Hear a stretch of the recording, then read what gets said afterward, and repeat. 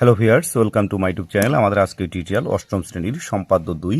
তো সম্পাদ্য 2 এখানে বলা হয়েছে যে কোনো চতুর্ভুজের 4টি বাহু ও একটি কর্ণের দৈর্ঘ্য দেওয়া আছে, চতুর্ভুজটি আঁকতে হবে। অর্থাৎ একটা চতুর্ভুজ অঙ্কন করার জন্য আমাদের 4টি বাহু ও একটি কর্ণের দৈর্ঘ্য দেওয়া আছে, তো চতুর্ভুজটি আমাদের আঁকতে হবে। তো সেক্ষেত্রে আমরা শুরুতে 4টি বাহু এবং একটি কর্ণের দৈর্ঘ্য নিয়ে নিব। তো তোমরা তোমাদের ইচ্ছে মতো নিতে পারবে, তো আমি আমার সুবিধা মতো নিয়ে নিলাম। তো দেখো, আমরা শুরুতে একটা বাহু নিব হচ্ছে 5 সেন্টিমিটার, পরের বাহুটা আমরা নিব 4 সেন্টিমিটার, তারপরে যে বাহুটা সেই বাহুটা নিব আমরা 4.5 সেন্টিমিটার, তারপরে বাহুটা নিব আমরা 3.5 সেন্টিমিটার,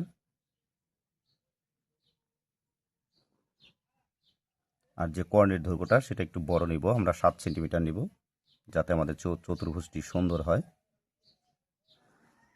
তো আমরা 7 সেন্টিমিটার নিয়ে নিলাম। তো এটা এ, বি, সি, ডি, আর এটা হচ্ছে ই। তো দেখো, আমাদের 4টি বাহু এবং একটি কর্ণের দৈর্ঘ্য নেওয়া হয়ে গেছে। তো এখন আমরা যে কোনো একটি রশ্মি নিয়ে নিব। তোমরা ইচ্ছে মতো তোমাদের সুবিধা মতো নিয়ে নিবে। তো আমরা যে কোনো একটি রশ্মি নিয়ে নিলাম। তো আমরা এই রশ্মিটার নাম দিলাম বি ই। এখন আমরা এই যে একটা কর্ণ, সেই কর্ণের মাপটা নিয়ে নিব। এই কর্ণের মাপটা নিয়ে আমরা এই বি রশ্মি থেকে কর্ণের মাপটা সমান করে কেটে নেব। তো এটার নাম দেব আমরা ডি।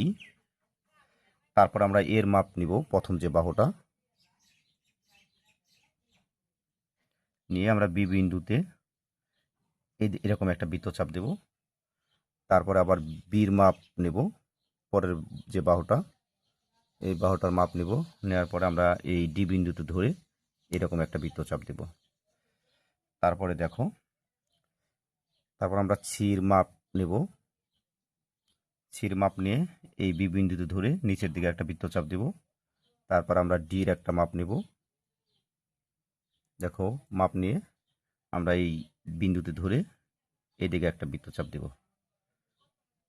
দেখো, আমরা মনে করি এই বৃত্তচাপ দুটি আমরা এ বিন্দুতে ছেদ করেছে এবং এই বৃত্তচাপ দুটি আমাদের সি বিন্দুতে ছেদ করেছে। তো এখন আমরা এই বিসি যোগ করব।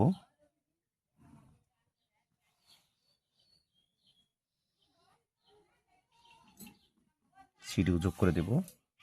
তারপর এডি যোগ করব। তারপরে এবি যোগ করে দেব।